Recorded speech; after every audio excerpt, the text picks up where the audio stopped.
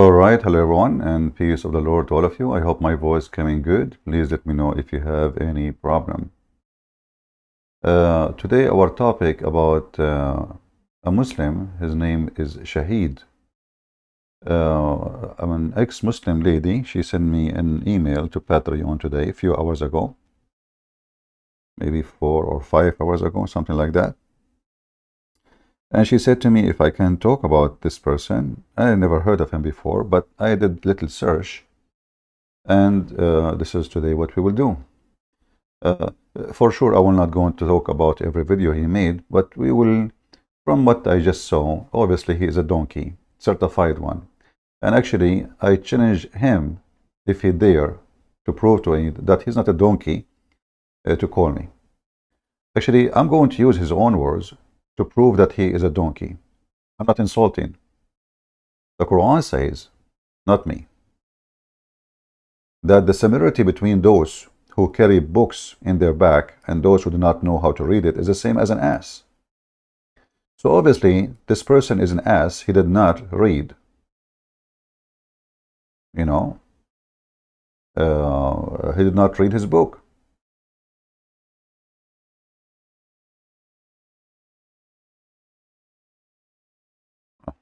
Are typing in English. You know, there is like these days, there's many people like Andrew Tate, and everyone he want to play with words, and supposedly he will show you that he's smart. But you know that will not work, because simply you have to support what you say by what you believe.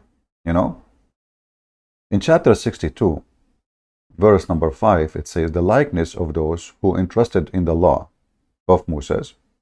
So Muhammad now is bashing the Jews as usual. "Yet apply it not as the same as." By the way, translation is not accurate, but I will go with it. "The same as the likeness of an ass carrying a books." Now, if we ask this guy, who is obviously for me, he looked like an ass carrying a book. I don't know if he carry it or he don't even have it at all. Did he even read his book? I'm going to prove to you that this idiot, he never read his book. He do not know what in his book from his own words. Capiche? And remember, I don't have time actually, you know, to look at his videos, but what I saw is very enough to prove that he is, you know, he is just a talker. You know, there's many talker, and those talkers, they play with words and they never answer a question you ask them, and I will show you example of that. So here we have a video of him. Let us see, where is the video?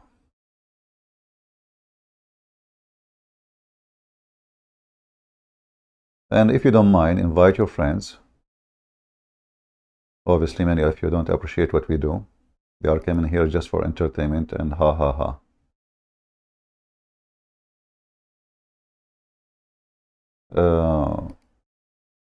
If we go and we find this video here as an example, not limited. The video title is Shahid Bolsen on Judeo-Christian value.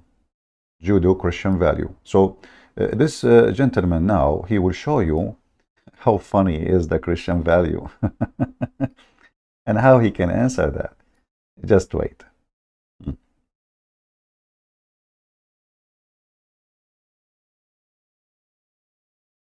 Play it again. Judeo-Christian values is an oxymoron. I mean, it would be like if you called the NAACP and the KKK sister organizations. Look, Hitler didn't come from Baghdad. The Nazis weren't an anomaly in Western Christian European history. The Holocaust was a crescendo of anti-Jewish hatred that had been building in waves in Europe for centuries. Christians like to use the term Judeo-Christian because it obscures the vicious, relentless, long history that they have of anti-Jewish hatred.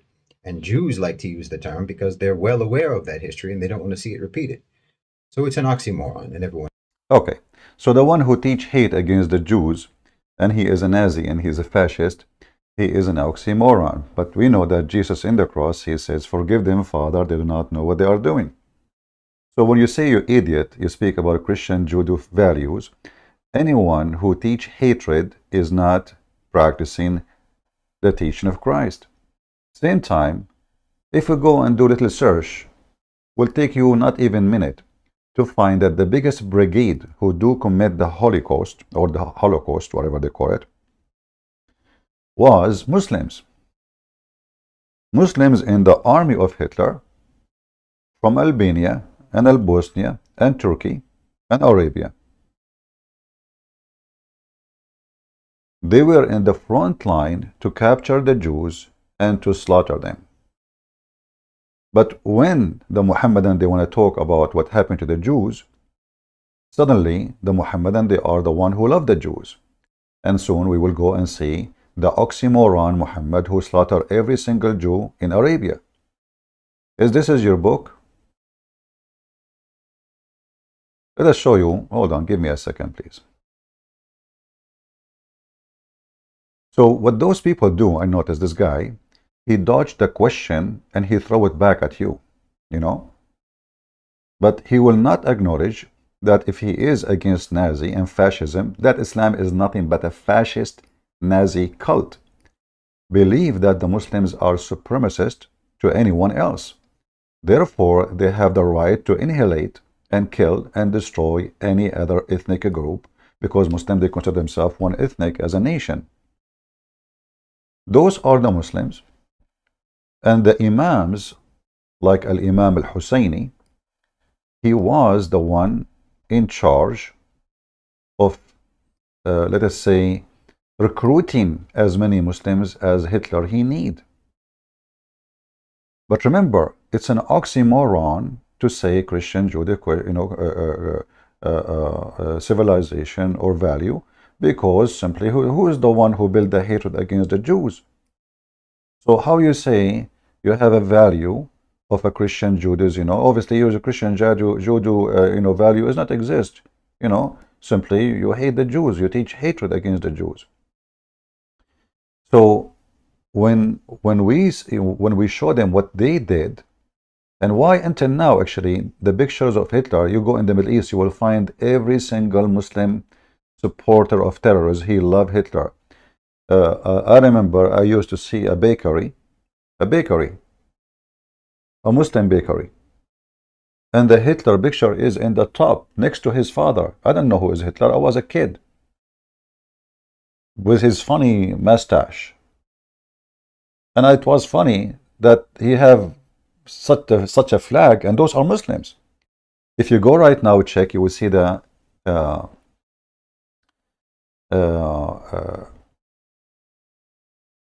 book. It's called Kifahi.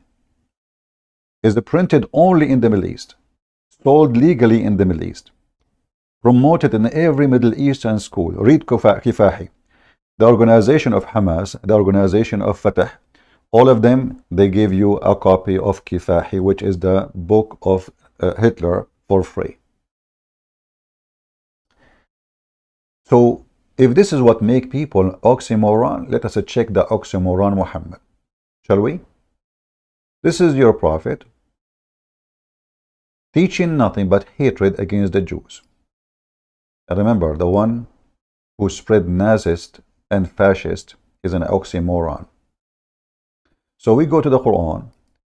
The Quran called the Jews pigs, monkeys, the worst of the creatures, the most enemy hatred to the Muslims. I will type the word adawa only, which means enmity. See, I did not even type the word Jews. Adawa. What does have to do with the Jews? Right away you will see. Enmity means Jews. Immediately. So you are talking about the Western in Europe, they are teaching enmity to the Jews, when all your religion is based on enmity to the Jews, the Christians, the Hindus, the Buddhists. Anyone is the Muslim is an enemy of Allah, we have to kill him. It says here, as an example, look at the culture of Muhammad, the oxymoron Muhammad, claiming that his God, he promote hatred between the Christians until the day of judgment. Now this guy, he is saying that an oxymoron only is the one who will believe that the Judeo-Christian value is good. Why? Because they are teaching hate against the Jews. But this is the God of Islam teaching here specifically hatred against the Christians. Why? Because they refused to follow Muhammad. As simple as that. In fact, the stupid Christians, I say, at that time, they gave Muhammad refugee. In fact, the stupid Jews at that time, I have to say, they gave Muhammad refugee. Muhammad, he seek refugee twice in his life. Once to Ethiopia, and the Christian king, the stupid donkey Christian king, he welcomed him. And second time, he went to Yathrib, which is a city occupied by the Jews, built by the Jews, and those stupid Jews, they welcomed him, and later he killed them all. So this is what happened when you invite a terrorist to your town. First, he kiss your shoes to take a visa. He kissed your ass to have papers. He crossed the sea to live there. And after you give him papers and etc., now he have rights. And now he starts spitting at you. Free food, free school, free etc. And you kuffar, this dirty, disgusting. Now let us go and see what the Quran says about the Jews. The Quran says the same about the Jews. The Jews says that Allah, he says that the Jews are the enemy of Islam until the day of judgment. And he spread hatred between them until that day. Chapter 5, verse number 64. But remember, the one who is an oxymoron is the one who spread hatred against the Jews. Here, not only they spread hatred against the Jews, Allah, he is saying he will spread hatred between the Jews. And for sure, Muslims have to hate the Jews and the Christians. In the same chapter, verse number 51, it says, take not Christians and Jews as friends. Do you see it? So the oxymoron is the one who teach fascism. What does that mean? That means Muslims can be friends to each other only. Why? Because they are the best nation in the world. Other nations are dirty, filthy scumbags. If we go in the hadith, which is nothing but the poo-poo of Muhammad, peace be upon him, he said that the Muslim, they should bring anyone who is not a Muslim, like a dog, and put a chain around his neck. Why? Because Muslims are the best nation on the world. But remember, fascism and Nazism is an oxymoron. But isn't it this is what fascism believe? You are the best of people ever raised up for the benefit, between two brackets. You should look at this, for the benefit of mankind. I mean, can you beat that? See, the Muslims, they have a benefit for us. For the benefit of mankind. Guys, I see only 481. Honest to God. If we don't finish in the coming 10 minutes, and we have 1,000, I'm leaving. Shame on you.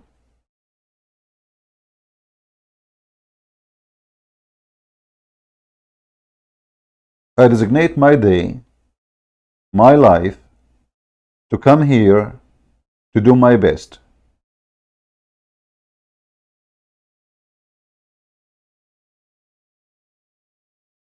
$500 people? Is that because I'm spending my day every day with you? Shall I take a vacation for the coming month?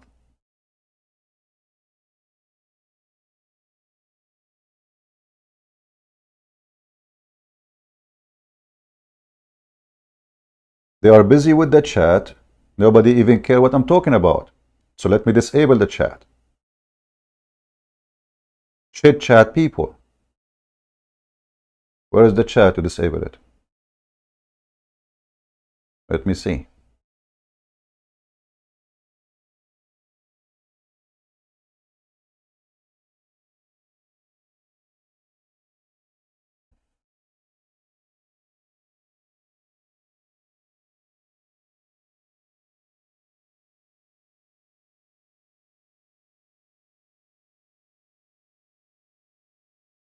Now I will feel better. No chat. This is why Muslims, they can fool your kids, because most of you are a chit chat shit people. You come here only for entertainment. We continue. You are the best of the people ever raised up for the benefit of mankind. So Muslims, they are superior, Nazist, fascist, Hitler. They believe that they are the best nation. And now what does that mean? Maybe they will make some medicine for us. Maybe they will give it charity. This is how it means to be the benefit of for mankind. No. The best for mankind are those who bring them with a chain around their necks till they embrace Islam. Do you see it? And the purpose is noble. Is to save you to go to heaven. That's all. So this idiot, he is talking about how bad the Western culture, and he is the most evil, disgusting creature following the most disgusting hatred, Nazis, fascist, Mussolini, Prophet Muhammad. This filthy, he forgot that when Hitler was killing Jews, the one who fought Hitler was the Christians. Not a single Muslim fought Hitler. In fact, it is the opposite, as we showed you in the pictures.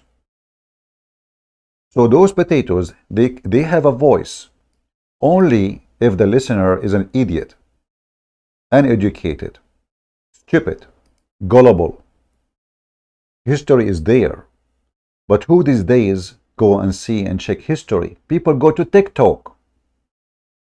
How we can learn about Hitler from TikTok? How we can learn about history of Prophet Muhammad, peace be upon him, from TikTok?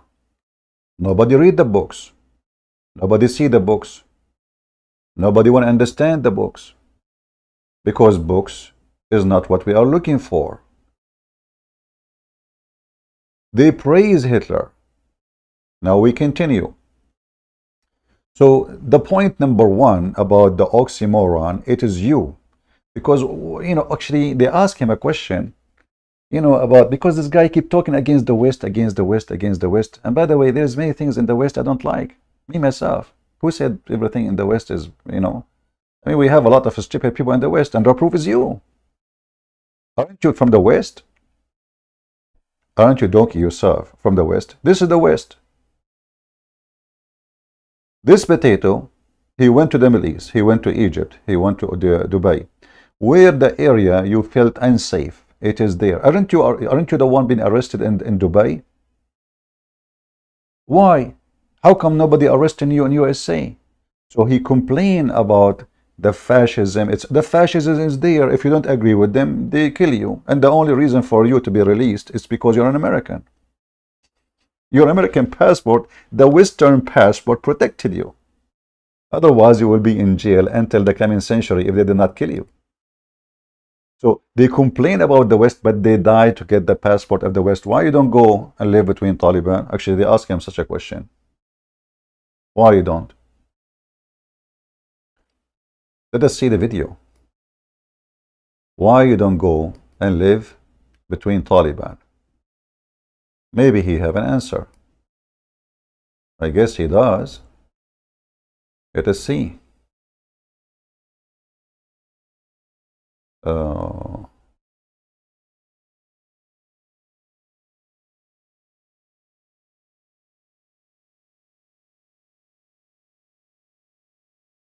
I'm trying to find the video about Taliban.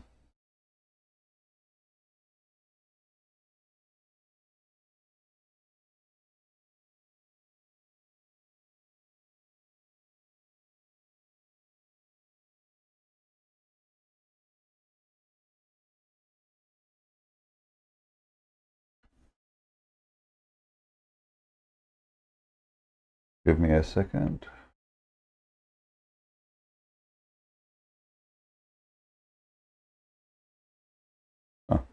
Here. The catastrophe. Here they ask him about Taliban. Why you don't go and live under Taliban? So, this guy, he have an answer for this. Very easy, simple. Let us see the answer. The answer is impressive. And you will notice that those people, they never answer a question. All of them, they share the same thing. All of them. So why you don't live under Taliban? I'm not going to play the whole video. You can watch it yourself. It says, why don't you go and live under oppressive Taliban? This is the title. So here this person, he will answer why. Did he answer? No. That you unleashed on that country for 20 years is going to improve schools for girls in most of the, I mean, Western narratives are typically incredibly hostile towards context because propaganda is hostile towards context. Context undermines simplification. It shows the subject from too many angles, and narratives only want one angle to be shown. It's like that story about the blind men and the elephant, you know, each one of them holding a different part of the elephant and describing a different animal, how they thought it looked. Mainstream discourse wants everyone to think that an elephant is the shape of a tree trunk or a snake. They never want you to see the full picture.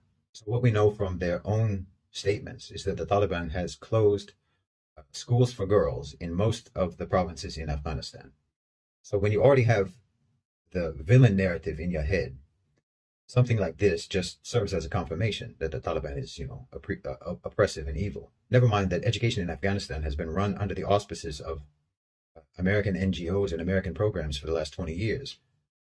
They're teaching a curriculum that many Americans themselves don't want in their schools. And because of that type of curriculum, many Americans take their kids out of schools and teach them at home instead.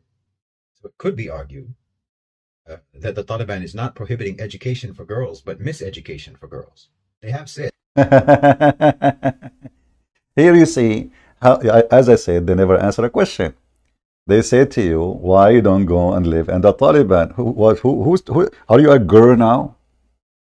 Did they ask you to solve the problem of education in Afghanistan? They ask you, why you don't go and live under Taliban? He dodged the question. He threw it under the table because the one is doing the interview, obviously taking his side. But shouldn't you want the interview? Listen, we ask you about why you don't go live there. What does this have to do with the question? What does this have to do with the question? Secondly, look what this donkey he said.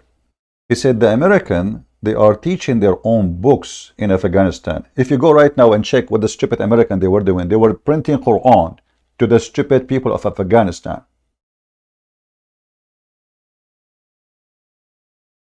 They have mosque in the school. The teacher are Afghani. The minister of education is from Afghanistan. And this donkey, he is saying that, okay, well, they forbid the school, this is what they say to you, for girls, but they don't tell you that the reason is, you know, they were teaching the American books. Okay, who is holding you to have your books? He said, maybe now they are preparing to print new books. We will see. That once they get the curriculum cleaned up, schools will open up again. Ah, see? But this donkey, he forgot that it's forbidden for Taliban children to go to school if they are girls. This is long before American went there. Same time, Abdul, aren't you a Muslim and you have Sharia law and your education is ready? I thought you are an ancient civilization.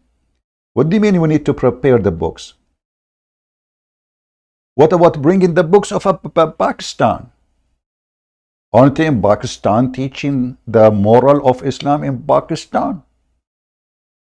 Huh? Do you see how they dodge the question and how they run away from the embarrassment? Now, if you are a stupid person who don't see reality is that this is a very filthy society where women treated like dogs. Aisha, she said, teach them how to make clothing and jail them in their rooms. And what? And jail them in their rooms. But nobody can jail Aisha, by the way. Aisha, she was a whore. She used to decorate women to do prostitution for fun. So they bring her young youth to sleep with them. Now, we mention prostitution. So let us go to the second point. This guy, he mentioned prostitution too. Let me find the video.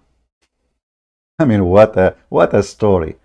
I don't know, the one who mentioned your name to me, it's not your lucky day. What an idiot. Let us see. Where is the video about prostitution? Maybe this one. I don't know, let us see. To one degree or another, responsible for the coup in the first place. Let us see. No, not this one. Hold on. This one have belly dancing of him. Uh,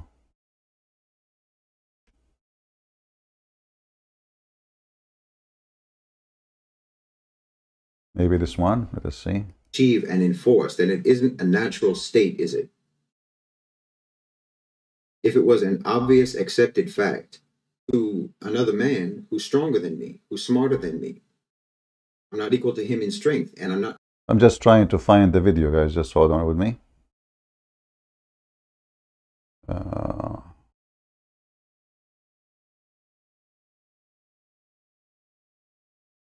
Where is the video?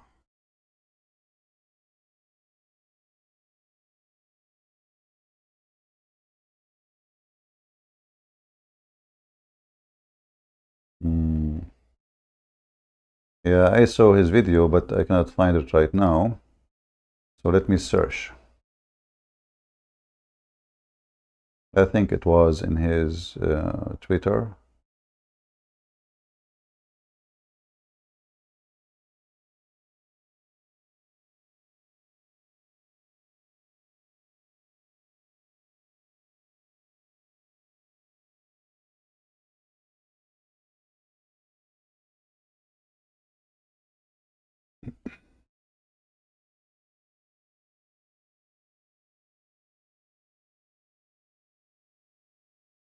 All right. Hold on. So here, this is a video of him speaking about slavery. About what? About slavery.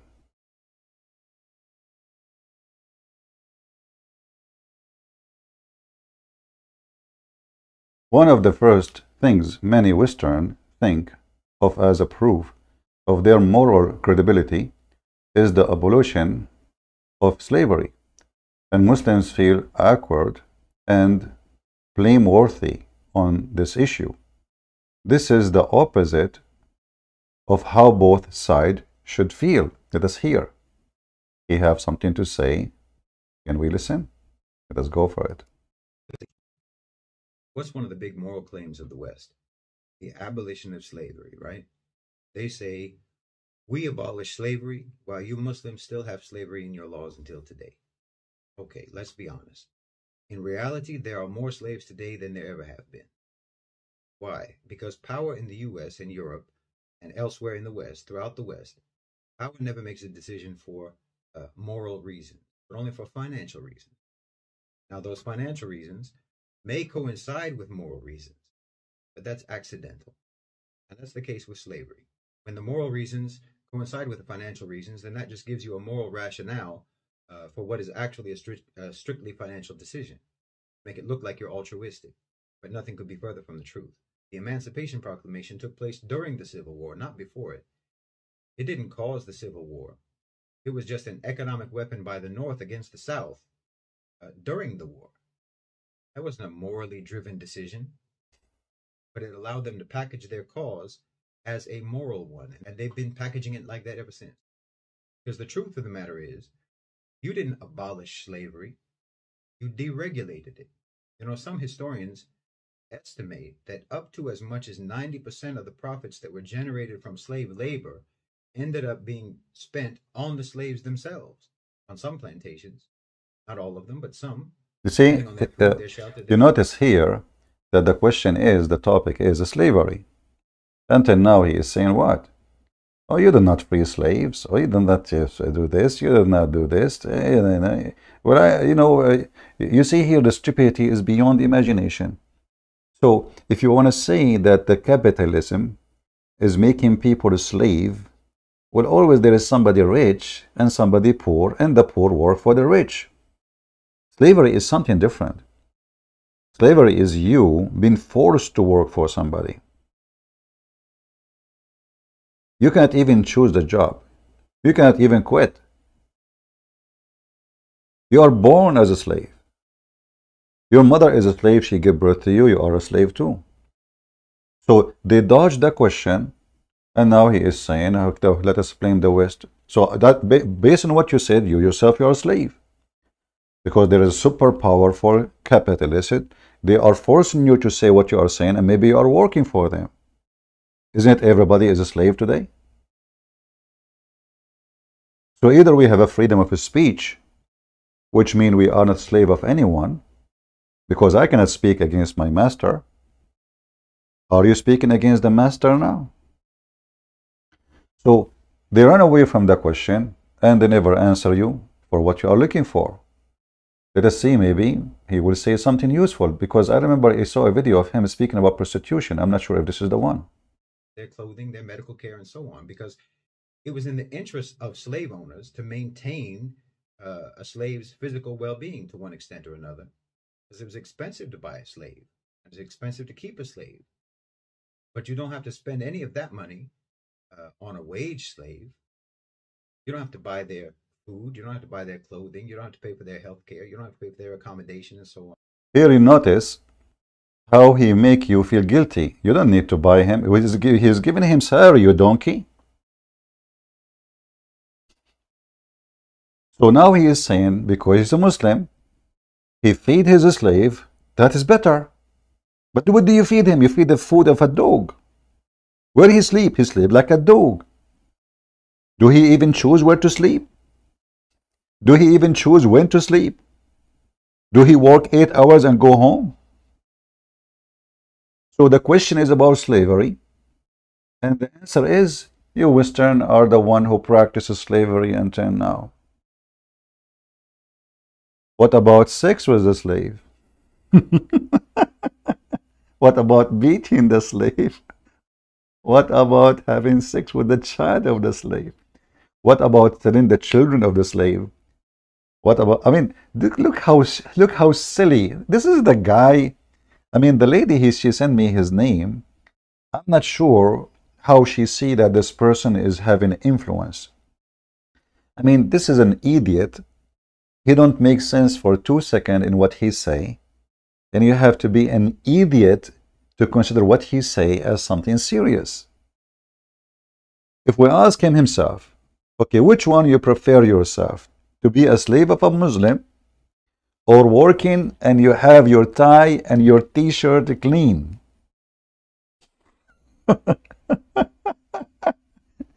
You must be a slave of the West too, because you live in the West. And as I know, you are born there too, right? So they have full control of you. Man, we have no life. In the same time, if we go to Mauritania, if we go to Niger, if we go to all Islamic, until now they have slaves in Saudi Arabia, slaves in Emirat, 6 slaves, not only slaves to be owned. So the question will never be answered. It's just a speech after a speech. Let me forward a little bit, because he will keep plugging the same thing. It was a genius move. And then, of course, you went around the world on your so-called moral crusade to abolish or to deregulate slavery everywhere, as if anyone in the world had been as savage as you in the practice of slavery. Well, let us talk about savage as you. I challenge this Abdul to call me, if he dare, to see how Muhammad he treated his slaves. Shall we? Actually, you know what? Let me see. There is a video. I need to find it. I will search again. Hold on.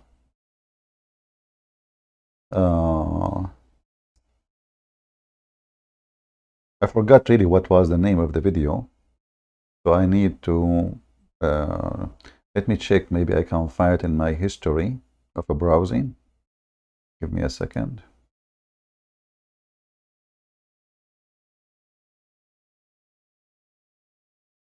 See, without chat is better. People leave, even better. You know, I don't want them. They are coming here for chat. We want people who they are serious to stay. Chit chat people are not welcome. I don't want them. I don't care for them. Let us see history.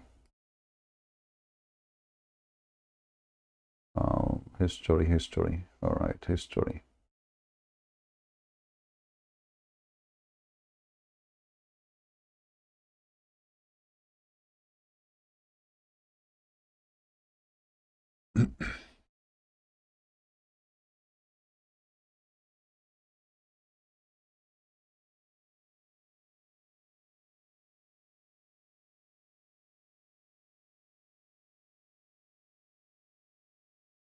I'm just trying to find. Give me a second.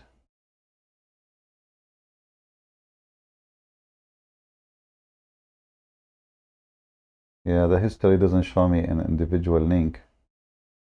What is this one here?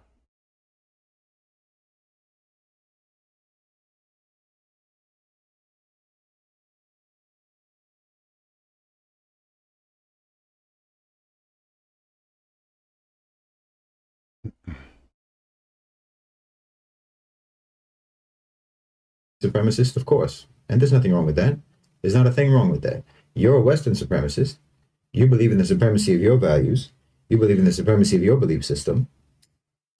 Let me see, I'm just trying to find which video is the one. Give me a minute, guys. Which one? The one is speaking of this topic.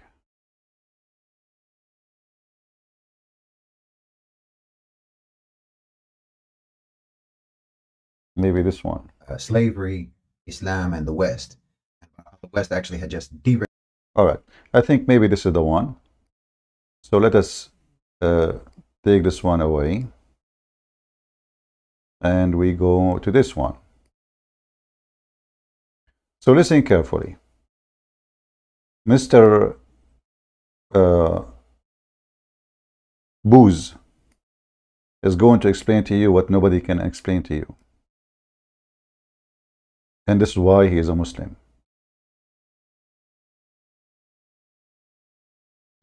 Let me be sure that the video is coming clear. All right. Give me a second.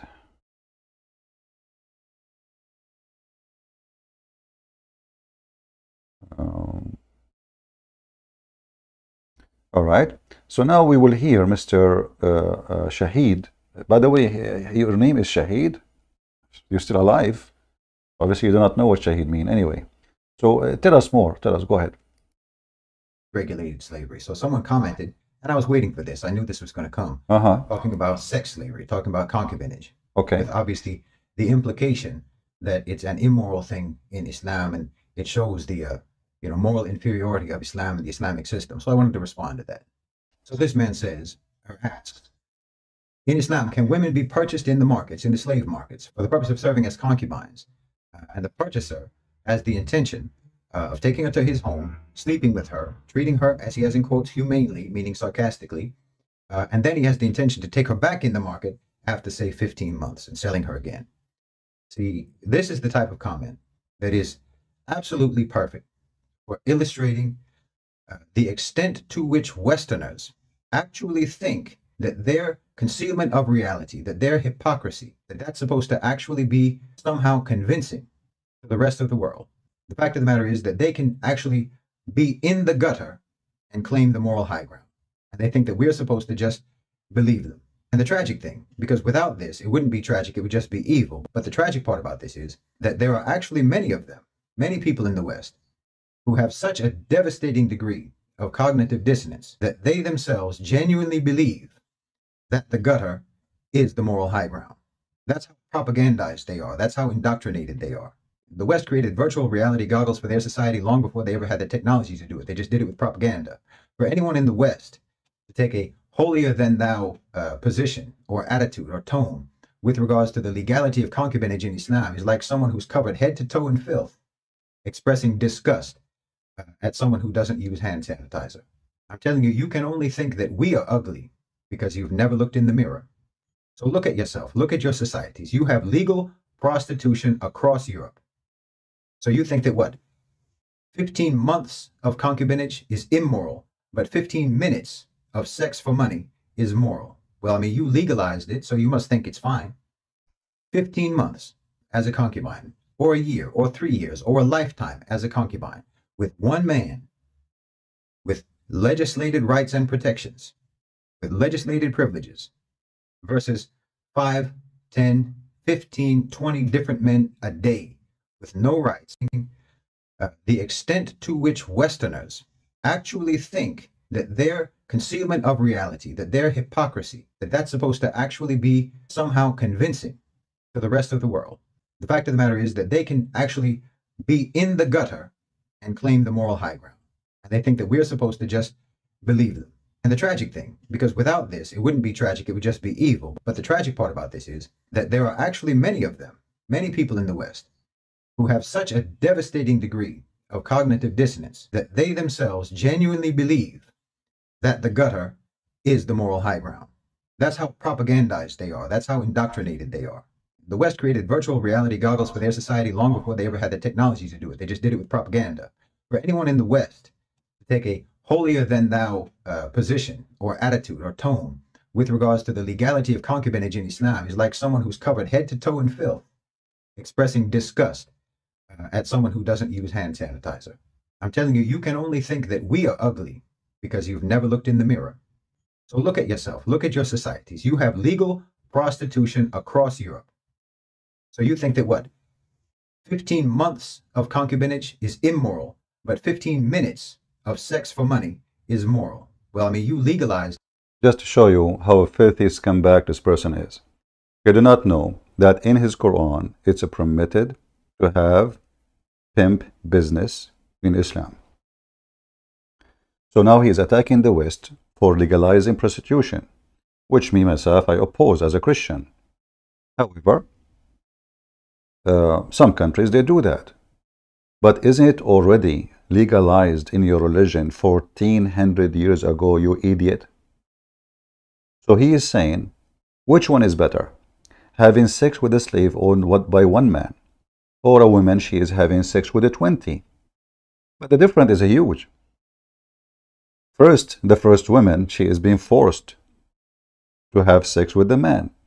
The other woman, she decides to be a whore. And she got paid for it.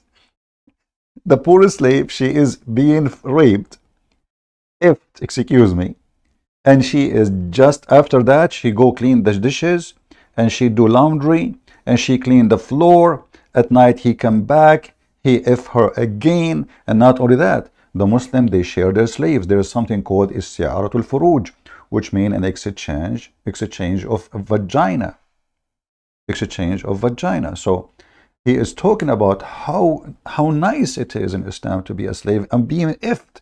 Yes, the Muslim man will if you. Which one is better? To be effed by 20 men or to be effed by one man? See? And the guy who asked him the question, so I can F the women and send her back to sell her after I F her, is saying what is better? If we go in the Quran, just to show you why we laugh at Islam and Muslims together, we will find this. The Quran says clearly, prostitution is legal, especially if women agree to do it. I will type the word prostitution. Bingo. Chapter 24, verse number 33. Force not your girls to do prostitution if they choose a chastity, and if you force them, as Allah is all merciful. And this is telling you that this person, obviously, he is just interested in attention and political talk, but he never know his religion. Because if he knew his religion, he will never speak against prostitution and legalizing prostitution, because it's legalized in the Quran. Listen carefully. I'm not making things up. It's in front of you. Those are slaves.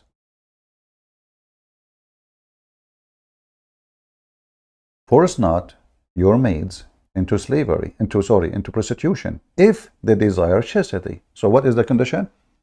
If they desire chastity, don't force them. However, if you force them, Allah is all merciful. And this is a story about a guy, his name is Ibn Salul. He have his slaves, he asked her to go sleep with men, and she get paid. Muhammad did not dare to say to him, stop. And he did not dare to make prostitution forbidden. Muhammad, he have to come with a solution, because the wives, they start complaining. The husbands, they go sleep with those slaves, and their money is gone. So Muhammad, he have to come with a solution. As usual, Jibreel is ready in the shelf. Hey, Jibreel, give me a solution. Muhammad, okay, you don't dare to fight with Ibn Salul, who is a very powerful person between the people they follow you. You cannot even offend him. So I will give you a solution. Here we go. Allah gave me a verse, says, force not your mate for prostitution if they choose chastity. So if they choose a chastity, it's okay. If they don't, force them not. And if you force them, Allah is all merciful. So Muhammad, he did not do any solution because he is a hypocrite man. Instead, he legalized prostitution, and now any Muslim, he have a slave, he can make her do work for him by opening her legs. And you will notice not a single law in Islam says, if you force your slave into prostitution, you will be punished. Never. In fact, we can open the book of Musnad Malik, and you will see there's a book about slavery, the whole book, about how to touch her vagina, how to touch her legs, what is the consequence of a man, he want to buy a woman by touching her belly or her stomach. Shall he buy it because he spoiled the product, or he should not buy it? Go and read. So this idiot, he is speaking about which one is better instead of saying both are ugly. You know what I mean? And instead of saying both is ugly, he is saying which one is better. Do you see how awkward those potatoes donkeys are? And then the supporter of such a speech, because he isn't awkward like this guy, he is low IQ, he said, wow, that's a great answer. Which one is better, huh? Legalizing prostitution or one man effing this poor slave? For sure, one man. If you notice that women who work for Andrew Tate, they made a lot of money. A lot of money. He got rich too. But women who work for a Muslim as a slave, they get effed and get no paid. So they have no future. They will live, they will die as slaves. The man can exchange them. The man can sell them. The man can rent them. In fact, we know all of us that Muslim, they have something called muta. Muta is nothing but a rental where a man, he can rent a woman. Now this guy, he will say to you, this is Shia. In fact, this has nothing to do with Shia, neither Sunni. This is Islamic teaching. It's in the Quran. If you search for rental in this page here, you will see right away that the Muslims agree that muta is nothing but form of rental where a man, he rent a woman for the purpose of using his vagina, her vagina.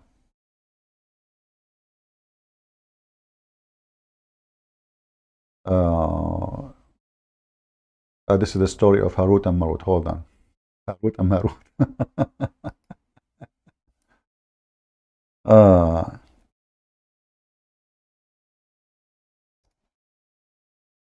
So do you see, they school you about morality and which one is better. This guy, he just keep talking against the West, but if he cannot live outside the West for a minute, they will arrest him, they will torture him, they will kill him if he live in the Middle East. Because simply his mouth is always open, he keep talking. You cannot do that in the Middle East. So one of the privilege you have, you idiot, in the West, that you can speak against the West. In Islamic countries, do you even dare to speak against your ruler? We will go there. Here you will see, this is the rule of the muta. In some work, special term applied to women who participate in the muta. Musta'jara. Musta'jara in Arabic means rental. Or rented women. Alright? So, he was speaking about prostitution when Islam simply legalized prostitution and gave it a different name. Those are not slaves. Those are free women. They are free women. They are white Arab women. And they are practicing prostitution by renting their vagina to the man to F them. In some work, special term applied to women who participate in muta musta'jara or rented women. Muta is considered as a kind of rental because general man's basic aim is this in this kind of marriage. They call it marriage. You see, this is marriage. Is sexual enjoyment of a woman, and in return of his enjoyment, the woman, she receives certain amount of money or property. Now, how many muta women she can do in her lifetime? Billions, millions, no limit. The first man is done, the second man is go. Next, next, next, and you pay. And not only that, he said that the women, the slave, her, she have a right. What right? Me, she's a slave, you stupid idiot. The right to be effed, the right to be beaten, the right to be raped, the right to lose her freedom as a human. And now we will see that even the free Muslim woman, she is a whore. Muhammad, he made every single Muslim woman practice his Quran a whore. Because a Muslim woman who have decency, she have to follow the decency of Muhammad. And the decency of Muhammad is to be a whore. You rent a woman for 5 minutes. You have actually to tell her in this muta for how long you are going to F her. If you say 5 minutes, when the 5 minutes is up, the effing business is up. You have to tell her how much you will pay her before you start effing. She agree, you are good to go. You have to do it in person. You speak to the women, you offer her the money, the women she accept, you are good to go. Those are the pillars of the muta, imagine. They have even pillars for it, the same as pillars for Islam. The time and period mudda, which means you tell the women, I want to F you for 15 minutes. If she say no 10, then you have to negotiate. See, they don't force them, brother. Freedom, freedom. So the women, she have to agree with the term and the condition which you are offering. If you say 2 hours, read with me, I'm not even making things up in front of you.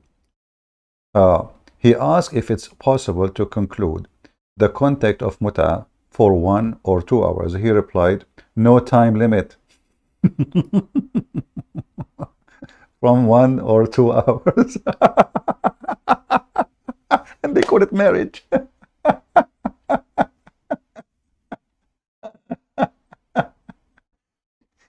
So you see the hypocrisy. He's attacking the West. Oh, hold on. He was defending Taliban. What about you? What do you think about Taliban doing bachabazi? As long you are talking about the American, they are teaching the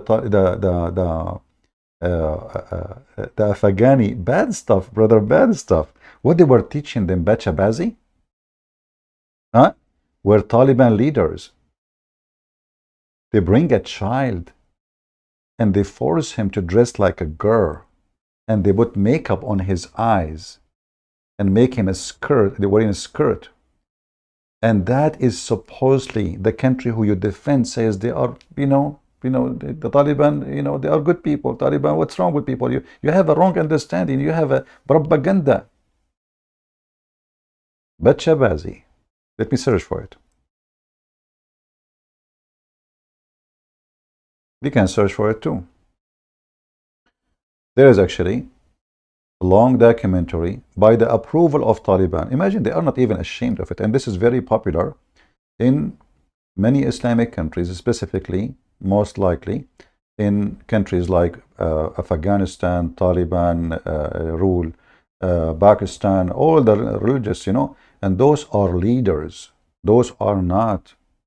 They have interview with leaders, boys. And then after they dance for them, they F the boys. They have no shame. This is a boy. They dress him like a girl. And look at the Taliban, brother. Do you see the Taliban? Under the protection of Allah.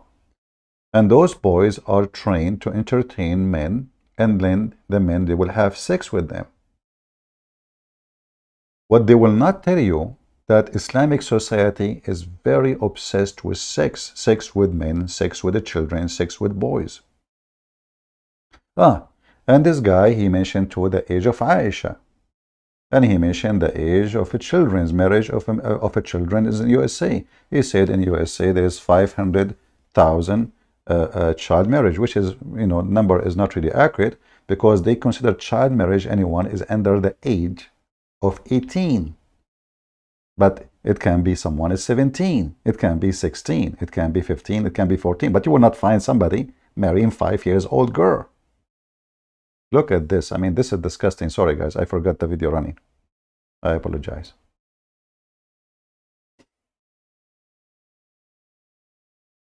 I was looking for the video of him speaking about Aisha age.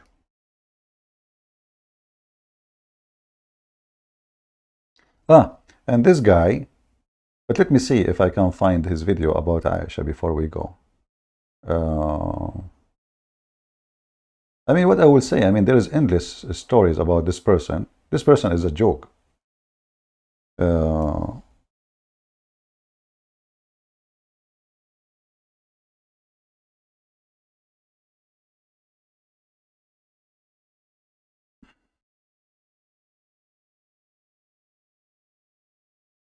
Here we go.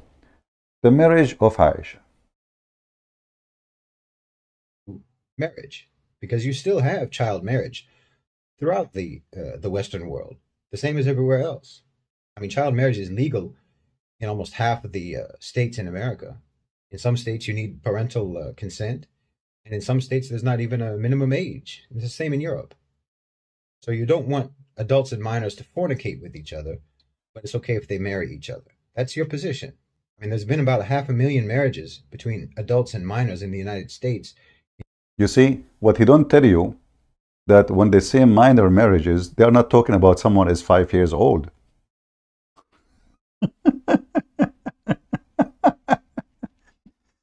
You know, in the West, if we go and check how many cases of rape, you will find that if a man, he took his wife to bed and she is his wife, and he forced her into sex, she make a case against him, case of rape. She's a wife. That is a rape. In Islamic world, who is the woman who dare to say that? Because simply his right to rape her. She is his wife, she is lawful, or even his slave. And he mentioned that you can have sex with a slave, you rape the slave. So those cowards, they count for you. They say, they go on Google, it says, okay, there is, I saw in Google, it says 300,000 minor marriage, but doesn't say you marry 5 years old kid. Aisha, she was 5 years old in your calendar. Sorry, our calendar, 6 years old in your calendar. So you are defending Aisha. What this is called pedophile. This is not a child marriage. There's a huge difference between a child marriage, because usually happen between the children, like both are underage. He is 17, she is 16, he is 15, she is 14. But your prophet is 54 years old. That is a pedophile. That is a mental illness. When a man desires a child, she cannot perform sex. If we go to the books of hadith, we will find the following. Your prophet, not to mention Bachabazi, as you see how decent they are? You know, they are against child marriage. They are effing boys. They are effing boys legally in Afghanistan, brother. If we go and we check, we will find the following.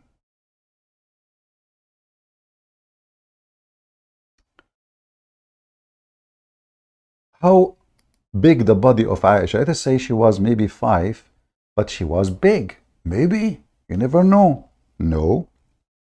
The hadith expose Muhammad.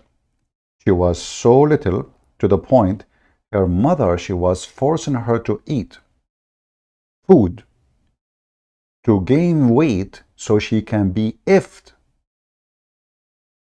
Let us see. Where is the hadith?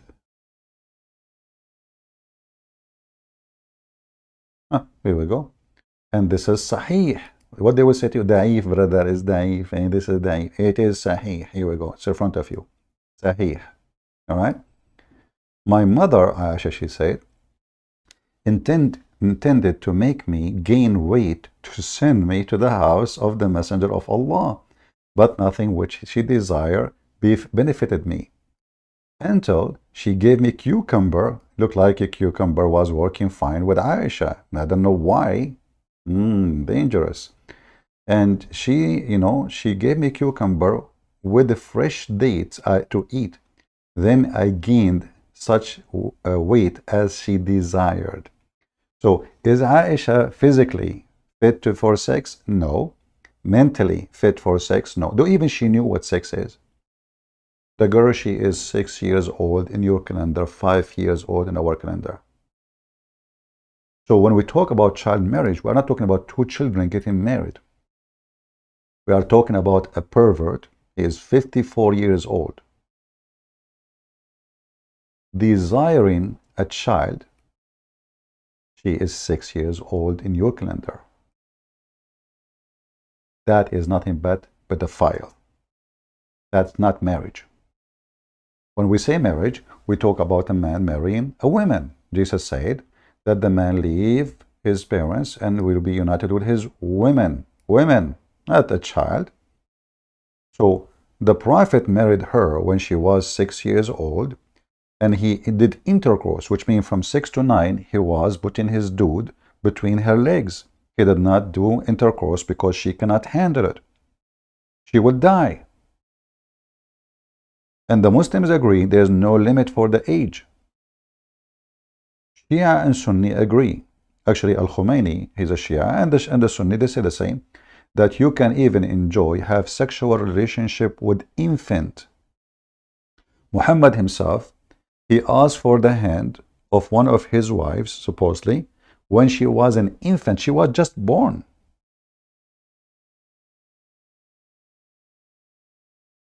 So they try to cover up what is a shame by saying, oh, you are doing that. And let us say, for the sake of argument, there's a filthy people doing that. That will not change the fact that you are filthy too. Is it a valid argument to say that because you are a homo, I can be a homo? Is that a right argument to say because you are a pervert, so I can be a pervert?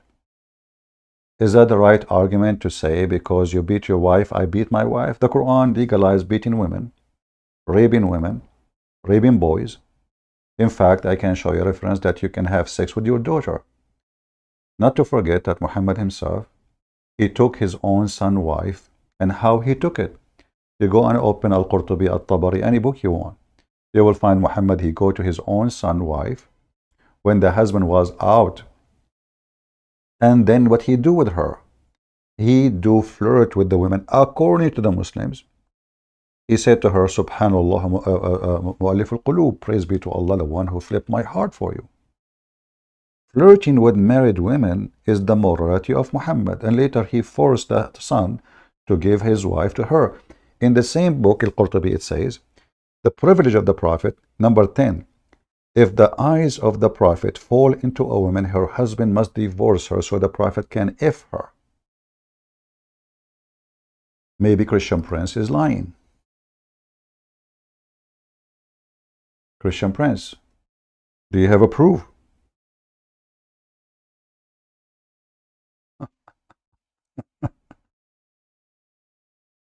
You see, he is a school in the West.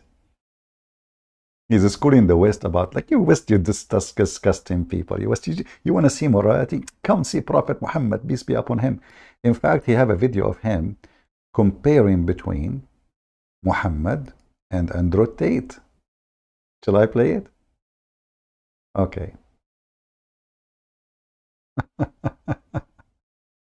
Here, this is the official government website of the Kingdom of Jordan. And now don't tell me you don't accept it. People will laugh at you. So here you will see the privilege of Muhammad. All the privilege is either about sex and money, sex and money, sex and money. But let us go to privilege number 10. Where is the privilege number 10? Number 6, number 10. Number 10 here. Okay, hold on, maybe not number 10. Let us see.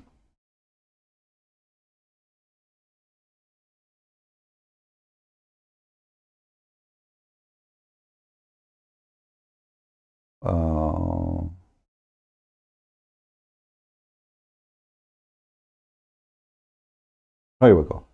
Let me use Google translation if you don't mind. It says here, number 10, إذا وقع بصره على امرأة وجب على زوجها طلاقها وحل له نكاحها. So if his eyes fall into a woman, her husband must divorce her immediately so the Prophet can F her.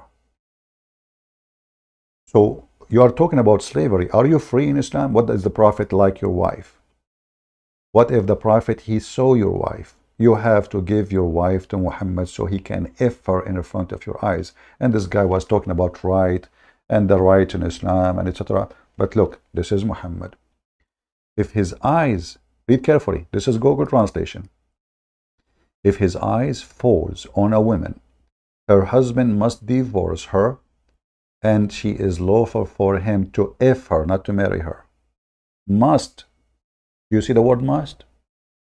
Hey, Potato Abdul, do you see the word must? This is must, not mustard. This is not ketchup. It's a must. You have to give your wife to the scumbag Muhammad because he is a prophet, brother. And as long as he is a prophet, will you have to make his penis happy? Are you against the will of Allah to make your wife in the bed of Muhammad because he like her? Sure not. Is that the Western civilization teaching that is Joe Biden, he saw your wife, you have to divorce her so he can F her? So he's complaining about the Western civilization when he is a scumbag following a scumbag. His name is Muhammad. And then this guy, he have some videos about one video about Andrew Tate. Give me a second.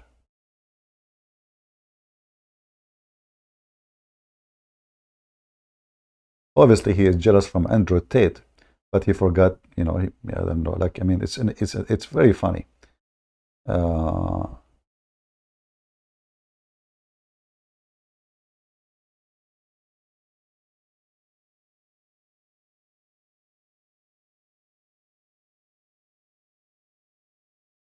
All right.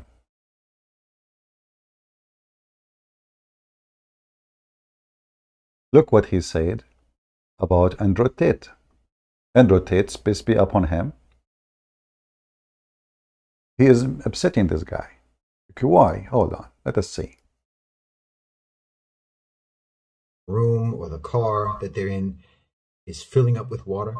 That scene is in so many movies. Well, that's the predicament that Andrew Tate's fans are in right now with every successive leak of evidence from the Romanian prosecutor's office. They have attached themselves to this guy, and it's going to be hard to pry themselves loose to avoid drowning in the reality that they've been had.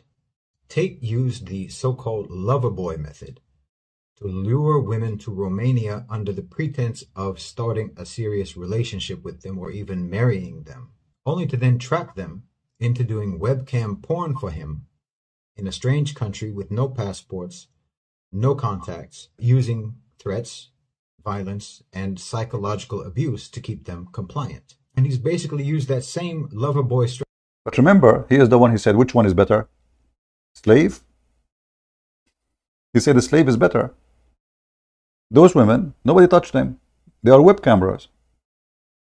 They are hookers, yes, but they are web camera. Nobody touched them. Nobody effed them. Nobody even have any sexual contact with them. It's just a camera, internet. Except him for sure, maybe his brother too. But look what this is saying. He's saying Andrew Tate is very bad because why? Because he controlled their mind. But isn't it your prophet is the one who says to you what to do? Can you control your mind? In different video he said, people can find it, about the credibility of the West.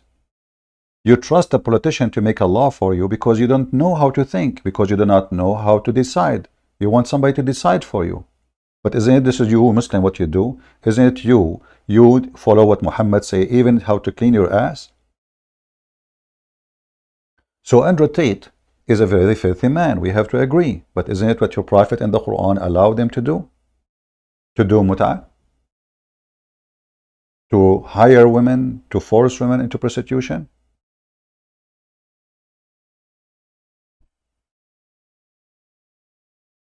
There is a video in YouTube in Hatun Tash. You will see 3 Muslims discussing the verse in the Quran, which the one I mentioned, about yes, you can do work as a pimp.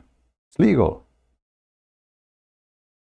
Now speaking of the lover boy method, if we ask this guy, why Muhammad he have all those women? he was a lover boy, they will say to you, Muhammad, he married women so he can establish himself as a prophet. But this is the whole idea. Andrew Tate, he want to get a benefit from those women. You are saying to me the same. Muhammad, he don't care for those women. He just want to use them to reach a position. Isn't it? This is the lover boy method.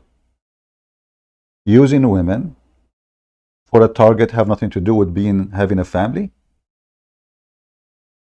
Does it make a difference really if he married them or not? He can divorce them second day. So Andrew Tate Muhammad, he married Aisha because she is daughter of Abu Bakr. He married the daughter of Omar. He married the daughter of everybody is important. All the men around him who they are important, he married their daughters. Why? So he can strengthen himself by the strong men of Quraysh. So now he is their son-in-law. So Muhammad is doing the lover boy politics. If your daughter, she is my wife, I promise you later you will become a caliphate. And this is exactly what happened. Abu Bakr became a caliphate. Omar became a caliphate. Uthman became a caliphate, etc. So he their daughters. He is the son of law. He got their full support now. And now he is the prophet. It doesn't matter what he do, we support you. Because if we don't support you, we don't support our daughter. So Andrew Tate, he do practice abusing women, using women for his agenda. Muhammad, he do the same. It's exactly the same. I don't want to keep you longer because obviously you guys are bored. So I have to finish here. Otherwise, this guy is just an idiot. You know, he's not worth really my time. And I find it very embarrassing actually for me to speak about such a low-class person who keep attacking the West, but he will never dare to go and live in the Middle East or any Islamic countries. In the Middle East, if you speak one word of what you say, you will be dead. So if you are honest for a second, you should appreciate that you live in the West where you can attack the West and you are not arrested. Muhammad, he made it clear that if a man, he attack his ruler by insulting him or speaking against him, the ruler, even if he is unjust, he have the right to whip your back.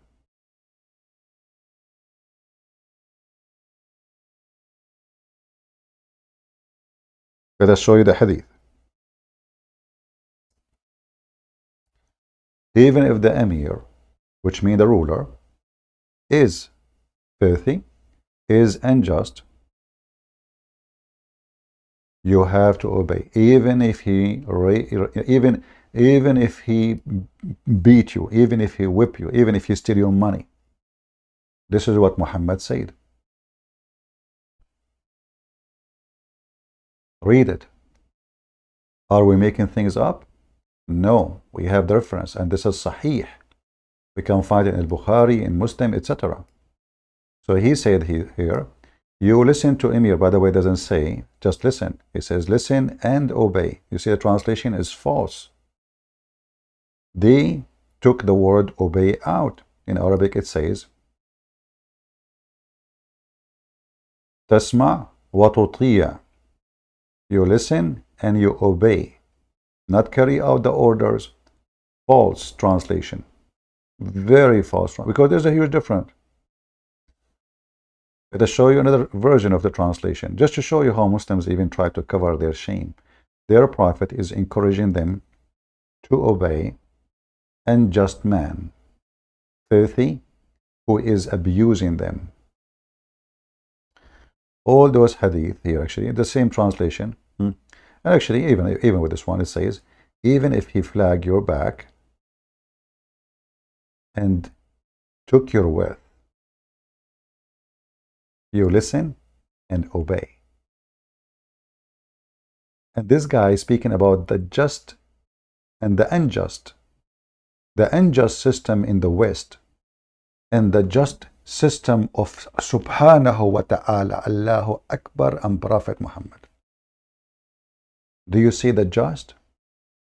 So the Prophet, if he see your wife, he take her and he if her. The Caliphate, he can flog your back, snatch your wealth, stealing it, and you have to obey.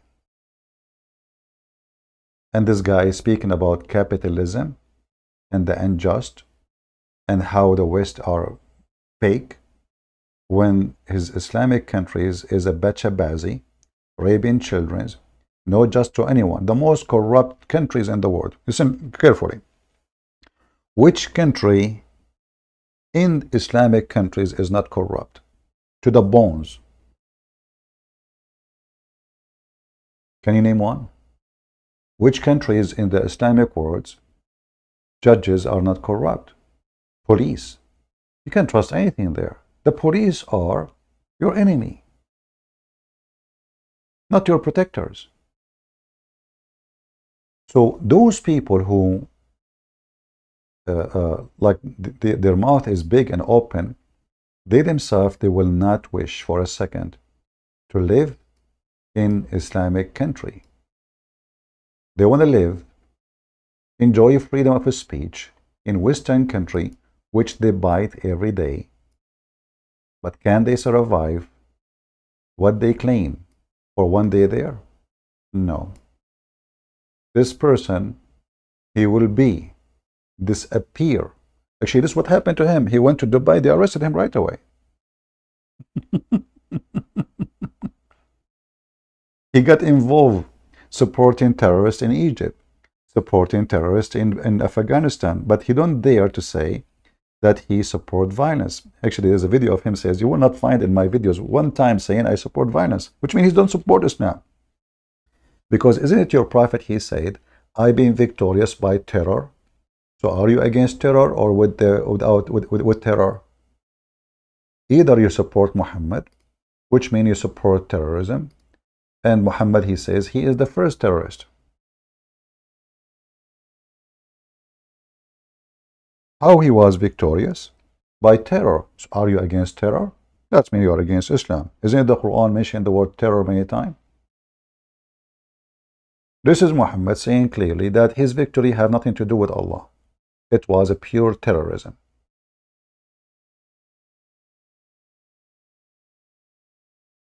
I have been helped by terror. When ISIS and Al-Qaeda and Muslim Brotherhood and every scumbag in the world quote terrorism act, they are quoting Muhammad. You will not see them quoting James Bond. They are quoting Prophet. Allah said so. Allah said so. So those people are not worthy really to listen to. But again, if you are a low IQ person who have no education, you are gullible for anyone to fool you and fool you. And the world is full of those people. So people who they are uneducated, stupid, they will see this guy is smart. Oh, okay, he's talking right. Look, we have a slavery. I work in Walmart. They pay me $8. Who's forcing you? Don't work in Walmart. Own Walmart. Go. You think in Islamic countries, there's people don't work for Walmart? We just showed you that the Emir can snatch even your money without just. And you can't even complain. You can't even go to court. He's the court.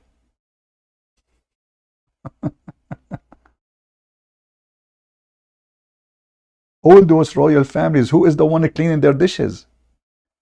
If you go in Islamic countries, actually, it's the biggest collection of slavery in the world. They kidnap children from poor countries just to play in the camel. They want to win the race. They bring a little child. He is 6 years old. They put him in the top of the camel so they can win the race, because the less weight you have in the top of the camel, the faster the camel can run. They bring children from Bangladesh, from Indonesia. They buy them. If we go right now and search for slavery in Mauritania and what they do for them for prostitution or Niger, halal open pimping houses. When Boko Haram kidnap 300, 400 girls, what they do to them? When the Muslims in the Philippines, they kidnap women, what they do to them?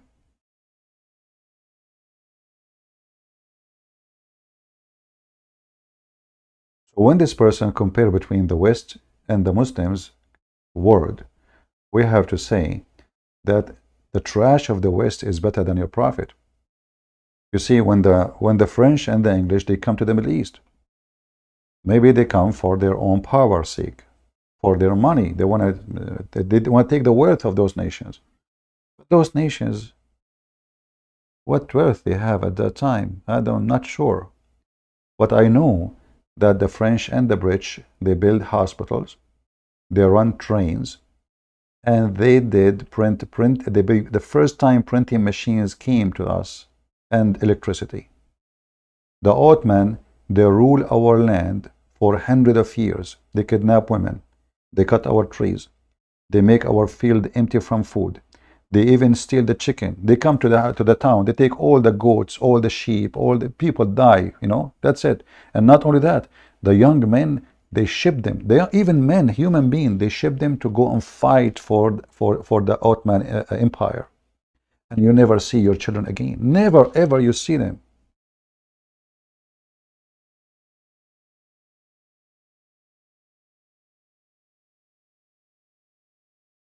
So when they speak about occupation, always occupation is bad. But we have to be honest. We cannot compare between the occupation of the West and the occupation of the scumbag of Muhammad. If you go check in history, how many women been raped in Egypt when the British they came? How many women been raped in Syria and Lebanon, etc. when the French took over? How many women been raped by the Israeli army since they came into a charge of the Holy Land? And now we can ask the same for the Muhammadan. How many women, Muslim, they rape when they take over a town? I don't want to go back on time. Just go on this year, last year, the year before, the year before, the year before it.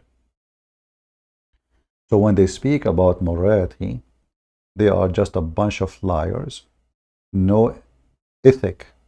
They brag about something they don't have. They brag about something they never had. I hope I gave you some conclusion about this idiot who was obviously just a talker. And in these days, if you are a talker, you will have somebody who listen, because a lot of people, they are just an idiot. They don't have a brain. People are very shallow. Nobody want to use his brain. Nobody want to investigate what a person says. Anything I say to you, go check it out. Don't, you see, anything I showed you about Islam, it's in the front of you on the screen. I did not say things without reference and proof.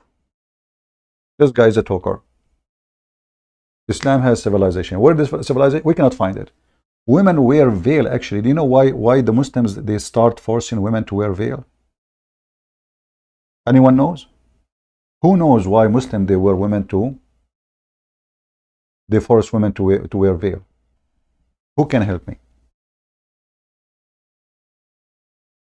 Anyone can tell me? What is the reason? I'm not talking about Sauda now. Forget about Sauda. Umar ibn Khattab, he was spying at Sauda when she was doing popo. We know that. But the real reason for the veil to be spread in the time of Muhammad and the caliphate after him, anyone knows?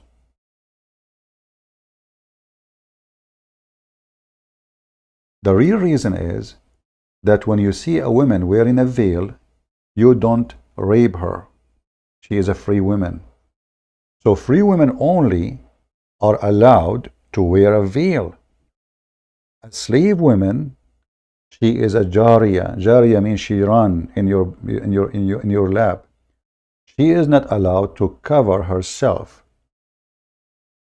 Umar ibn Khattab, as an example, a woman, she came to serve his guest, and she is a slave, and she covered herself.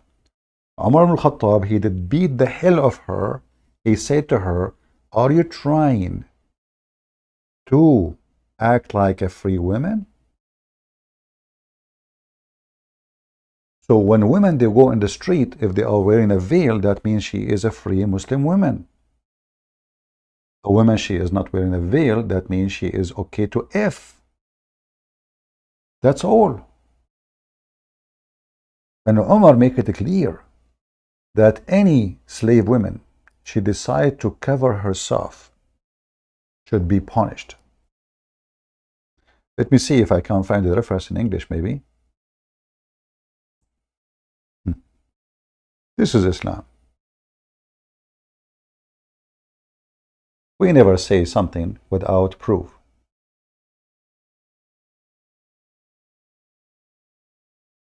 Never.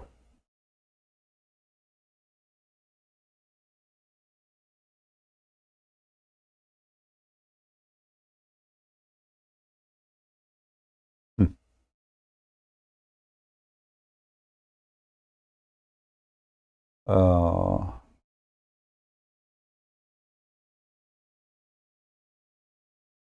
I have the hadith in front of me, but I will see if I can find it in English.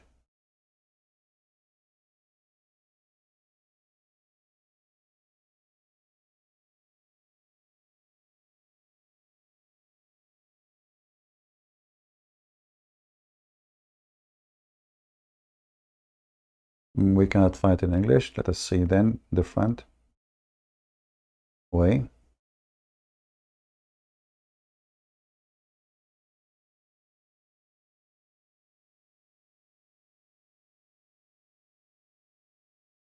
All right.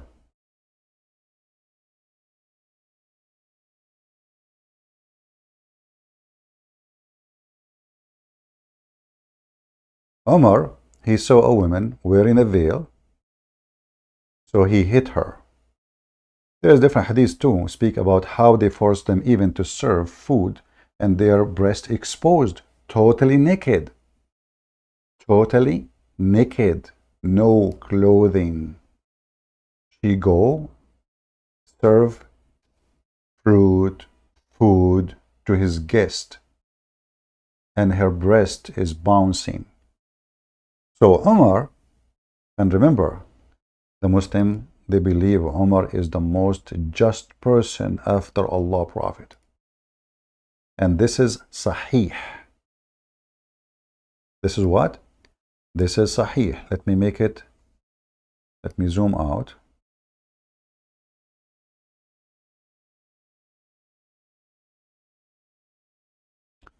And he was speaking about slaves, they have right. They don't even have the right to cover their hair or their body. They don't. Even such a thing, a woman, she tried to be decent. She have no right. Omar saw a female slave of ours who was wearing hijab or veil. So he hit her and said, don't imitate free women. Do you see it? Let me give you the link. Who is interested to see the link? To save the link? Maybe you are not.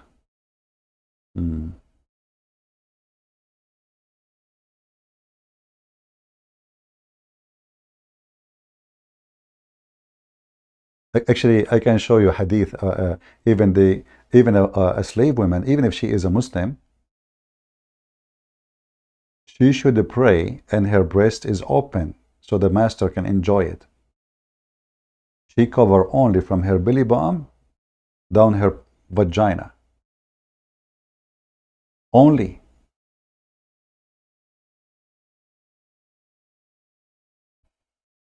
Let me shorten this link so I can post it for you.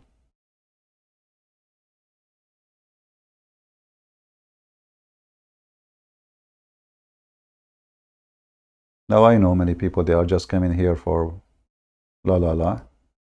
Nobody care, but for those who care to learn.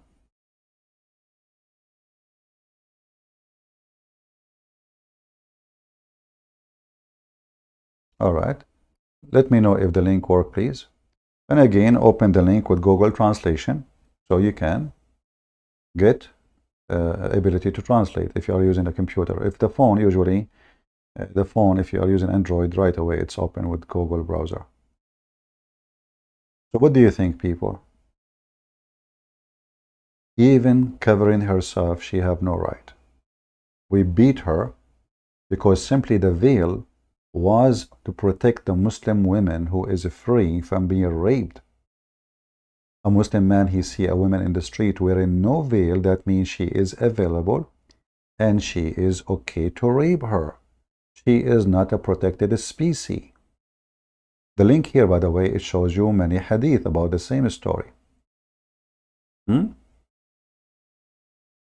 see all of those.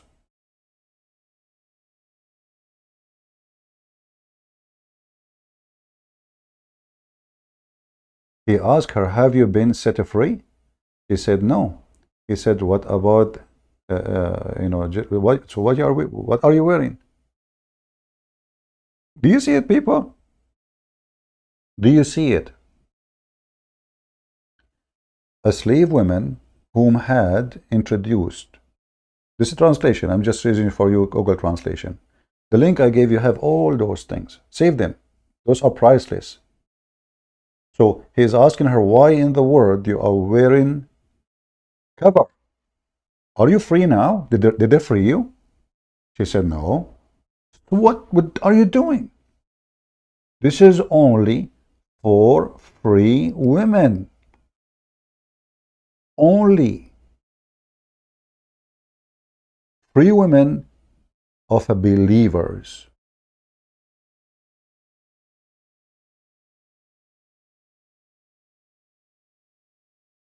And then you, if you are a naive, you listen to this guy and he school you about the civilization and amazing law of God. And he said to you, why you want to listen to politicians who they are polluted? Do you need the political to tell you what the law you follow? Here we go. Your prophet, he tell you you beat your slave if she's wearing hijab. Your prophet tell you even how to wipe your ass, how to shake your penis. If you eat with the right hand, brother, Allah bless you. If you eat with the left hand, shaitan eat with you. If your wife, without saying a prayer, shaitan round himself around your penis. So why you are saying to them you should not follow and listen to politician, but you follow for a man? Obviously, he's obviously mentally ill. He make rules of stupidity. The sun set in murky water. The man have a sperm coming from his backbone. If he have orgasm first, the baby will look like you. If you wanna, if your wife, you wanna have boys, spank her 7 times and shout you Ali. If you wear yellow shoes, Allah will make your penis strong. If you wear black shoe, I mean Shia and Sunni both, they have the same garbage. The link is not working, guys. Did the link work or not? Did the link I gave you work?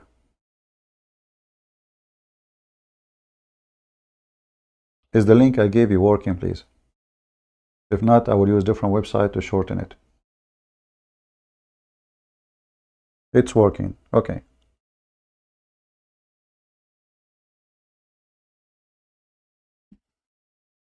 How many of you save it? Save it.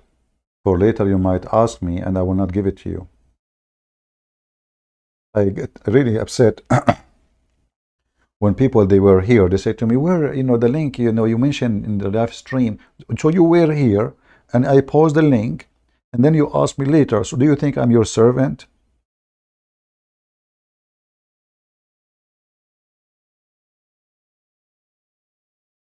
As you see, this is how filthy this filthy cult is. Filthy. In fact, the word filth cannot describe it. You cannot describe it. This cannot be godly act. They are inhuman, filthy, abusing children, bachabazi, rape is permitted, hatred is their God, beating women. A man, he beat a wife. Let us say, for the sake of argument, your wife, she is a bad woman. Let us say bad. I want to use the word bad. I don't want to say, because this is not the reason, by the way, a Muslim can beat his wife. If he feel that she is not being, like you say to her, bring me some tea, she don't bring it right away, you can beat her. But let us say, for the sake of argument, your wife is bad. Is beating her will solve the problem? No, she will hate you more. She will turn more bad against you. And remember, she is the woman who cook for you. She can put poison of a rat in your food and get rid of you. Oh, my husband have heart attack. especially in the old days. Who knows what happened to the guy? Who knows what happened to the guy? So only stupid people, they make such an act against someone, they eat from his hand or her hand. You know, if you are rude with the waiter or waitress in a restaurant, do you know what he can do? He can piss in your food. Literally. He piss in it. And if you have a disease, he spit on it.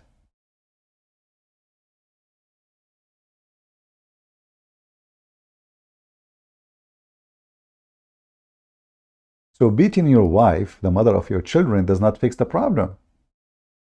She will cheat on you. She will bring you shame. If you are not happy with her, then a Muslim can divorce their wife by text message. Why you want to beat her?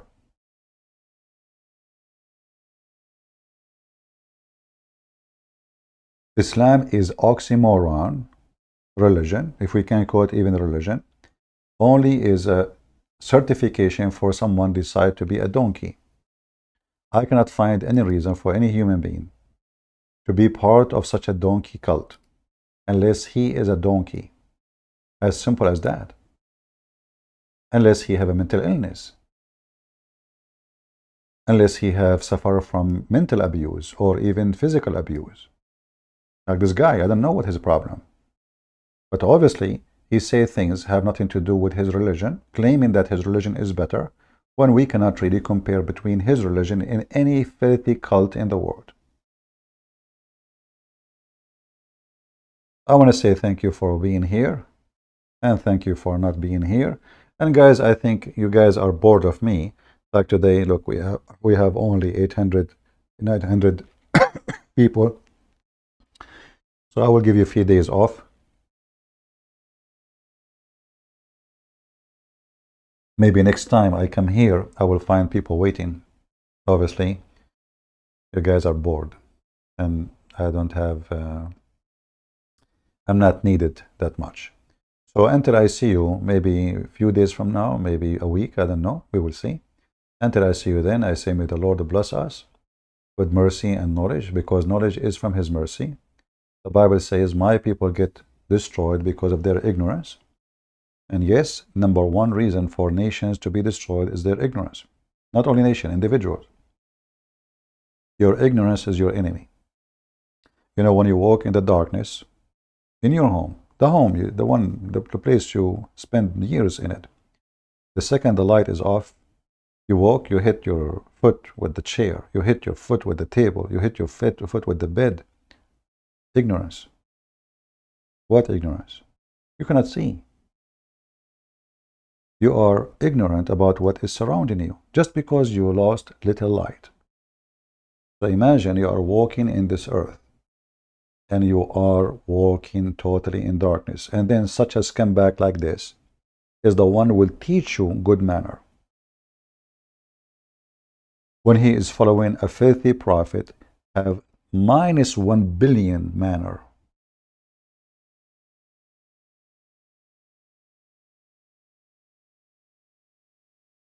Respect have to be earned, not to be forced.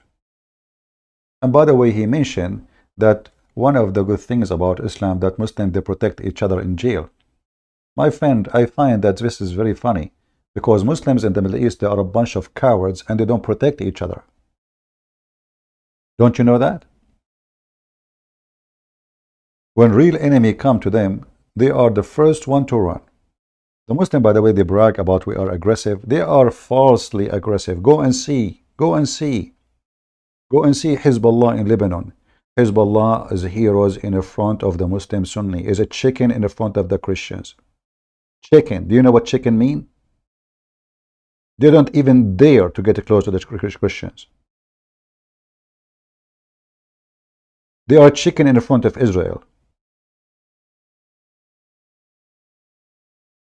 Saddam Hussein is a hero to attack Kuwait.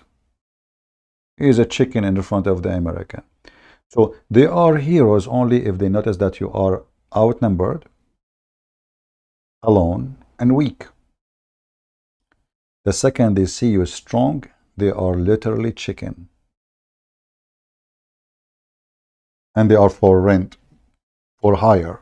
Like in the hero of Chechnya. This guy is just a dog. Putin, he took his land. The army of the Russian destroyed their cities. They brought a puppy.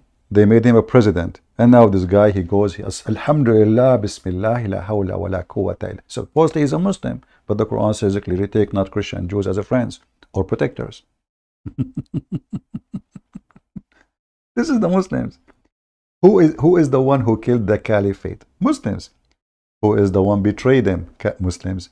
Who is the one who took the hair of the beard of Uthman one by one, torturing him? Muslims. Who is the one who refused to bury Uthman between Muslims in graveyard? Muslims.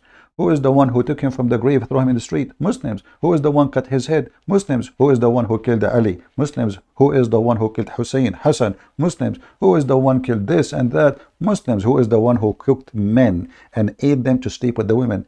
The hero of Muslims, Ibn al-Walid. So this is Islam, betrayal religion.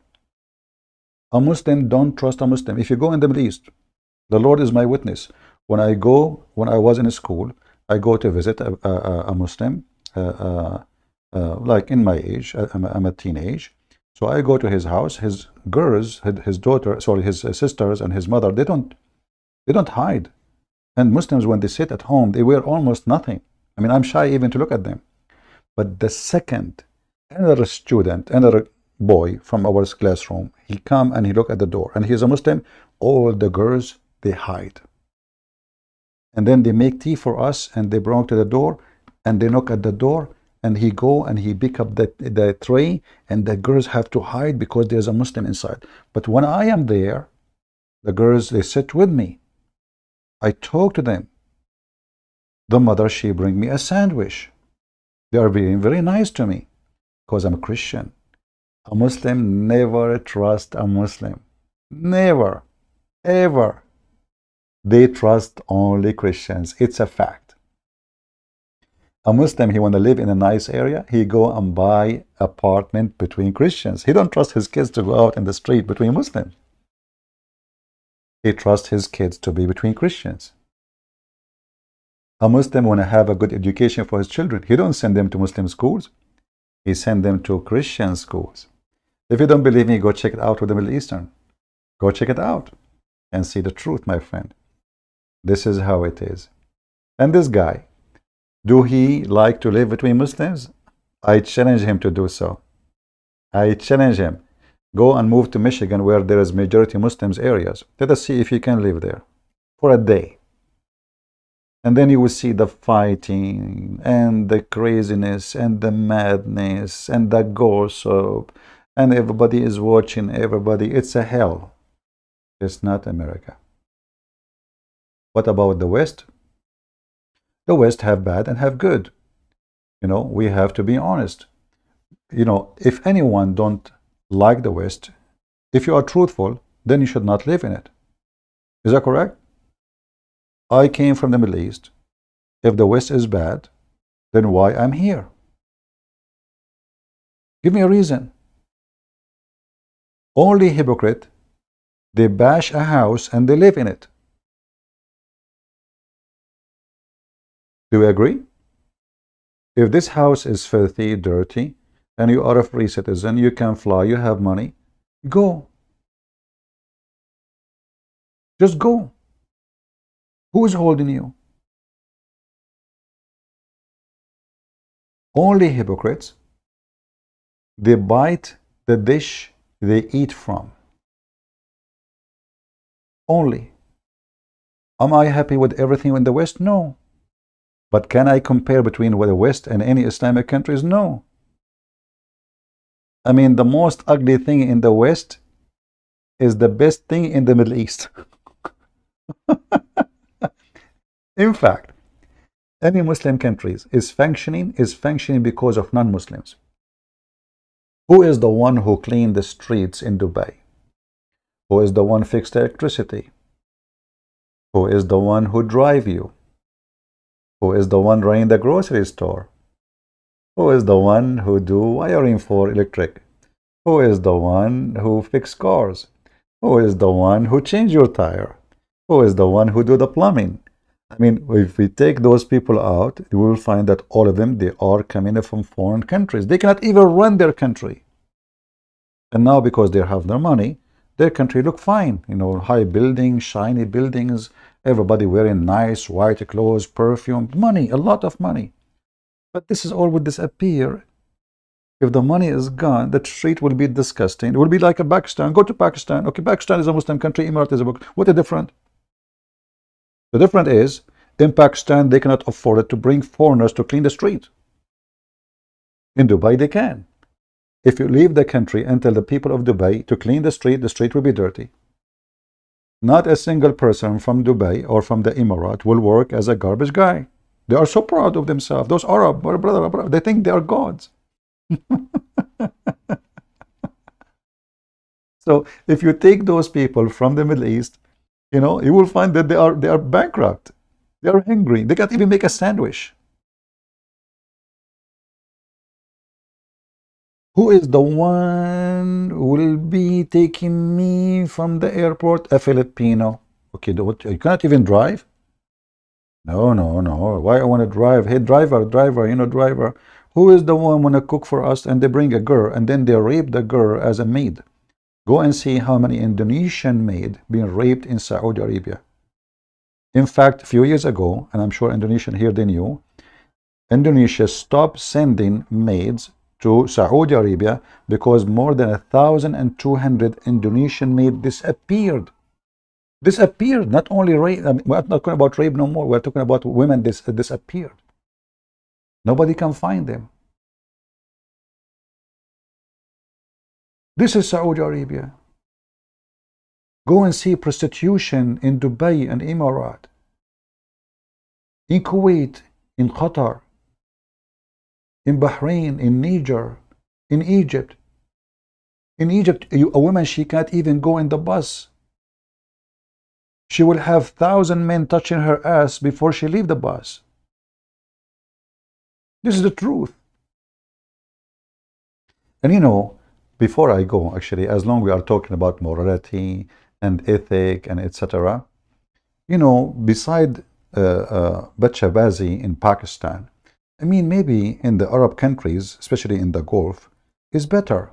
You never know, you know. We never know, right?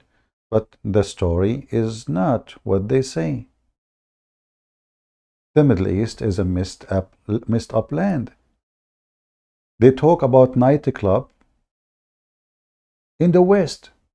Go to Turkey, go to Emirat, go to Bahrain, go to Oman, go to Kuwait. Brother, praise be to Allah.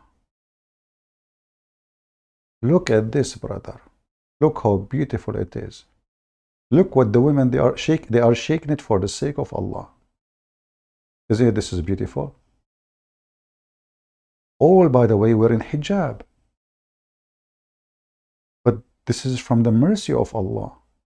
This is a very conservative religion.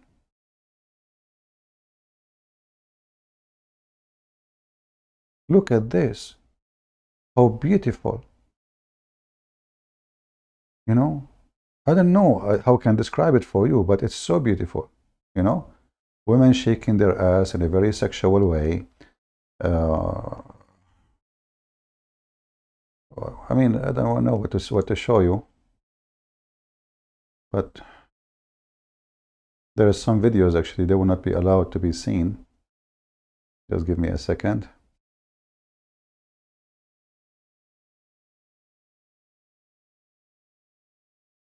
To be sure, we are not showing something very inappropriate.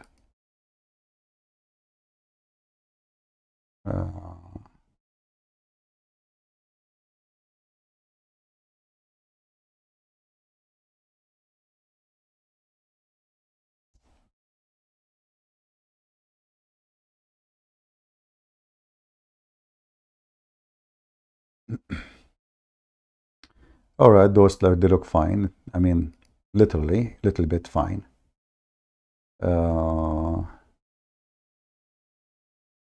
Yeah. You want somebody in your, look at this, subhanallah, subhanallah. They put their ass up and there's hundreds of men around them and they start shaking and then they sleep in the top of each other and then they start touching each other. They are wearing hijab. This is just, look at this, look at this. They bend over literally and the guy, he come from behind her and he grab her. Look, this woman, she is sitting in the top of the other women. Brother, this is the Islamic society, which is the Muslim. They keep saying it is really so decent, not like the West. Look, the guy here is putting some dollars in the top of her ass. I mean, that is a good business. The ass business. This is the public now. We don't know what will happen after. And the funny is, when you play in those videos, you will see saying Allah, Allah, Allah, Allah, Allah, Allah, Allah, Allah, Allah, Allah, Allah. You know? Look at this. Allah, Allah, Allah, Allah. And all of them, look at the Arabian men. Very conservative society. It's very conservative. You don't know. You have no idea what conservative is. Just look, this woman, the camera is just behind her ass. Look at this one. I mean, her ass is up to Allah. This is even how they dance. Is that how women dance? What is this? Women in the top of each other, women kissing each other, the man putting his hand between her legs, the man jumping in the top of her. This is public. This is not like secret. Look, this guy is looking at her ass and praising Allah. And he's saying takbir. So, obviously, Mr. Shahid Bolsen is a bullshit. Literally, is a bullshit guy. He's bullshitting you, speaking about morality of the Islamic countries and how bad Western countries. Now, how many of you will download the video, share it everywhere so we can get them busted? I will leave that for you. So I want to say thank you all for being here and thank you for not coming. And I will give you a few days, maybe vacation, so you can get rid of me and not being bored. Because I noticed we have a drop of number of people watching today for some reason. So obviously today wasn't a good day to go live. Thank you very much. May the Lord bless you. For those who choose to be blind, it's your fault. For those who to be children of light, it's your choice. God is good, so is Jesus. And Muhammad is nothing but a scumbag person. And whoever try to praise him, he is praising the devil. And we can conquer all their claims about how good he is as easy as 1, 2, 3. This is how easy it is. Thank you. God bless you and see you soon again. Take care.